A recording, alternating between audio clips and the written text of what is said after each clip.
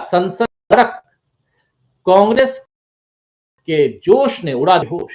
कई सारे सवाल हैं, इन सवालों का जवाब हम ढूंढने की कोशिश करेंगे। हमारे साथ कुछ वरिष्ठ साथी जुड़े हुए हैं, उन सबसे आपका परिचय करवाऊं और आगे बढ़ते हैं। हमारे साथ इस वक्त 5 वरिष्ठ हैं। उधर इंदौर से डॉक्टर प्रकाश हिंदुस्तानी जी, आपका स्वागत करता हूं। इधर दिल्ली से हमारे साथी प्रोफेसर अखिल स्वामी जी और ग्वालियर से जुड़े हुए हैं एक लंबे अंतराल के बाद अमेरिका की यात्रा कर लौट के आए हुए हमारे साथी पत्रकार राकेश अचल जी। उधर देहरादून से जुड़ी हुई हैं मीनू जैन जी और प्रयागराज से जुड़े हुए हैं सुनील शुक्ला जी। आप पांचों का स्वागत करता हूं। और मैं भी दिल्ली में नहीं हूं, दिल्ली से बाहर रायपुर, इसलिए थोड़ा मेरा बैकग्राउंड भी आप देख रहे होंगे, थोड़ा चेंज बीच बीच में आता रहता हूं। रायपुर हमारा से उस हिसाब से भी तो यहीं से ये कार्यक्रम लेकर आ रहे हैं। तो आप पांचों का स्वागत है और स्वागत आप तमाम दोस्त साथी शुभचिंतक का भी कर रहा हूं जो अब तक जुड़ चुके हैं, जो जुड़ने वाले हैं। कार्यक्रम में यही समझने की कोशिश कि क्या कांग्रेस के सवाल से बीजेपी में बवाल मचा हुआ है, और इसलिए भी क्योंकि कांग्रेस लगातार सवाल कर रही है और घेराव भी कर रही है, और न सिर्फ संसद के अंदर, संसद के बाहर भी, यानी कि संसद से लेकर सड़क तक कांग्रेस का हल्ला बोल है। और हल्ला बोल में सामने जरूर है अडानी साहब, लेकिन पीछे जो है वो बीजेपी है। क्या एक लगने वाला है बीजेपी को? कई राज्यों में चुनाव है और इसी फरवरी महीने में 3 राज्य हैं, वो 3 राज्य पूर्वोत्तर के हैं और पूर्वोत्तर लगभग बीजेपी के पास है। क्या कुछ होगा ये समझेंगे। आइए प्रोफेसर अखिल स्वामी जी, आपके पास ही आना चाहता हूं। आज का दिन बहुत महत्वपूर्ण था, हम सबको इंतजार था कि सोमवार क्या होता है, लेकिन आज भी अडानी साहब के कई शेयर हैं वो गिर गए हमेशा की तरह, जैसा 10 दिनों से हम देख रहे हैं। और उसके बाद कांग्रेस हमलावर है, हल्ला बोल रही है। क्या कुछ कहेंगे आप? देखिए राजीव, मुझे मुगले आजम का वो डायलॉग याद आता है। अकबर कहा कि सलीम तुम्हें मरने नहीं देगा, मैं तुम्हें जीने नहीं दूंगा। बिल्कुल वही स्थिति आज अडानी जी की है। अंतरराष्ट्रीय जगत, अंतरराष्ट्रीय वित्तीय संस्था, अभी तो सिटी बैंक और क्रेडिट स्विस थी, अब स्टैंडर्ड चार्टर्ड बैंक ने भी कह दिया कोलैटरल सिक्योरिटी नहीं लेंगे।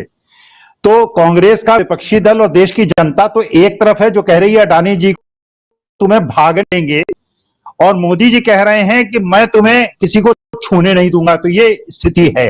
एक आपने इतिहास में पात्र याद होगा कि जी त्रिशंकु जो धड़क गए थे क्योंकि स्वर्ग ने उनको लेने से इनकार कर दिया था और पृथ्वी ने भी उनको लेने से इनकार कर दिया था, तो बीच में लटक गए थे। जो आपने प्रकरण लिया कि योगी जी ने उत्तर प्रदेश के पावर प्रोजेक्ट को कैंसिल कर दिया, ये बीजेपी की रणनीति नहीं है, ये रणनीति योगी जी की है। क्योंकि अब युद्ध जो है वो बाहरी दबाव नहीं है, अब अंदरूनी दबाव भी में शुरू हो गए हैं। और जी ने मौका पाते हुए ही कि मोदी जी कोशिश कर रहे हैं अडानी जी को बचाने की, तो उन्होंने इसको निरस्त करके एक प्रकार इस बात पे मोहर लगा दी है कि अडानी जी ने बहुत ज्यादा घपले किए हैं, मोदी जी अब बचाना है तो बचा लो। 2024 में किसी वजह से जेपी सत्ता में आई तो प्रधानमंत्री मैं बनूंगा, आप नहीं बनेंगे। देखिए वास्तविकता में ये जो परिस्थिति बनी है, आगे एक सौरभ दत्ता नाम के व्यक्ति ने एक किताब लिखी है मोदी जी पर। अमेज़न उस किताब को बेचने से इनकार कर दिया है और अमेज़न ने कहा है कि यह किताब इसलिए नहीं बेची जाएगी, इस किताब के अंदर जो तथ्य रखे वो सांप्रदायिकता को बढ़ाते हैं, धार्मिक विद्वेष को बढ़ाते हैं, इसलिए हम इस किताब को नहीं बेचेंगे। देश की जो स्थिति है और देश की जो प्रतिष्ठा है वो विश्व में किस प्रकार से गिर रही है। माननीय मोदी जी हमारे देश के प्रधानमंत्री हैं, अगर उनकी प्रतिष्ठा गिरती है, अगर उनके बारे में किताब को है, स्टैंडर्ड चार्टर्ड, सिटी बैंक और क्रेडिट स्विस कंपनी के शेयर्स को मॉर्गेज करके लोन देने से मना करते हैं, तो न ये केवल अडानी जी की प्रतिष्ठा गिर रही है बल्कि मेरे देश के माननीय प्रतिष्ठा गिर रही है और मेरे देश की भी प्रतिष्ठा गिर रही है। तो मोदी जी की प्रतिष्ठा, देश की प्रतिष्ठा अलग अलग नहीं है। नहीं आता कि अगर अडानी जी बिल्कुल पाक दामन को इतना विश्वास है कि उनके शेयर में कोई गड़बड़ी नहीं है, कोई मैनिपुलेशन नहीं है, और जिस प्रकार से ये शेयर को आज अडानी पावर को बढ़ाया गया है, मैं एक छोटा सा उदाहरण राजीव जी आपको देखना चाहता हूं। जब आप अपने कभी ऑफिस जाते होंगे, रास्ते में आप देखते होंगे कोई नई प्रॉपर्टी डेवलप हो रही है, आप जाके प्रॉपर्टी पूछते हैं क्या है, 50 लाख, अगले दिन पूछते हैं कहता, तीसरे दिन पूछते हैं 70 लाख। आपको लगता है तो बढ़ता, खरीदते हैं 24 बेचने जाते हैं 20 लाख की नहीं बिकती। इस डीलर फरोख्त करते रहते हैं, एक 50 से 60 कोई पैसे का लेन देन नहीं होता है, केवल खरीद फरोख्त होती है। ये मैनिपुलेशन है। तो मैं एक चेतावनी और एक संकेत देना चाहता हूं शेयर होल्डर्स की, ये जो शेयर है जाल में न पड़े किसी वजह से, पूरा अध्ययन करें, उसकी फंडामेंटल एनालिसिस करें, क्योंकि ये बड़े बड़े शार्क्स इसमें लेन देन कर रहे हैं, शेयर को फरोख्त कर रहे हैं, शॉर्ट कवरिंग कर रहे हैं।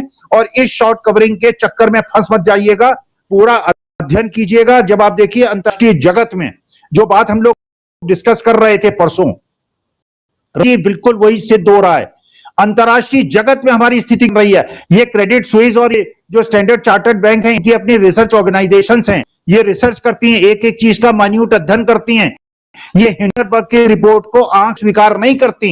इनकी रिसर्च रिपोर्ट्स ने बताया है कि जो ये बॉन्ड इशू कर रहे हैं वो बैक्ड बाय एसेट्स नहीं है, इनको लोन देना खतरे से खाली नहीं, इसलिए लोन देने के लिए मना कर रहे हैं। तो इसका मतलब यह है कि देश विश्व अंतरराष्ट्रीय जगत में तो बड़ी बड़ी वित्तीय संस्थाएं हैं, प्रश्न चिन्ह लगा रही हैं। तो मेरे देश की जांच क्यों नहीं बिठा रही है, चर्चा क्यों नहीं, और सच क्यों नहीं जानना चाहती है?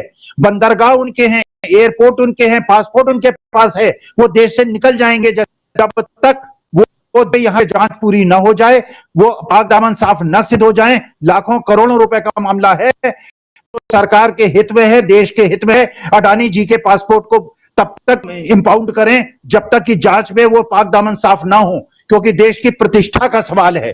तो इसलिए बहुत सारे लोग जो है चले गए हैं, विदेश में जाके बैठ गए हैं राजीव जी। तो ये देश के लिए उचित है कि मोदी जी एक स्पष्ट स्टैंड ले और अडानी जी का पासपोर्ट कॉन्फिस्केट करें और तुरंत बिठाएं। और सेबी कह रही है 1 साल लगेगी अमेरिका से रिपोर्ट और सारे आंकड़े मंगाने में। आजकल 5 दिन लगते हैं आंकड़े मंगाने में, कोई सब ट्रांसफर्स होते हैं आंकड़ों में। और शेल कंपनी है कि नहीं है, वो बैलेंस शीट देख के और डाटा माइनिंग करके कोई भी आदमी पता चला सकता है। तो सेबी इस तरह की कार्रवाई न करे, देश की प्रतिष्ठा का सवाल है, वो नियामक है और देश की आर्थिक गतिविधियों को सुरक्षित रखना सेबी का काम है राजीव जी। जी, सेबी का काम बिल्कुल कह रहे हैं। लेकिन सुनील शुक्ला जी, क्या आपको भी लगता है कि कहीं ना कहीं लीपापोती करने की कोशिश हो रही है सरकारी की तरफ से, चाहे उसमें सेबी हो, सरकार यानी बीजेपी सरकार है केंद्र में वो हो, किस रूप में आप देखते हैं इस पूरे मसले को और इसका क्या असर अब आगे आप बढ़ते हुए देख रहे हैं?